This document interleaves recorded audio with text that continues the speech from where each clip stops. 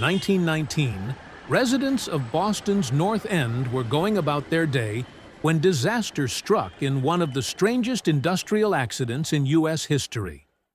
A 50-foot-tall steel storage tank, owned by the Purity Distilling Company, stood on Commercial Street, filled with more than 2.3 million gallons of molasses. The syrup had been brought in from the Caribbean and was destined to be fermented into alcohol for rum and munitions. At around 12:30 p.m., the tank suddenly burst.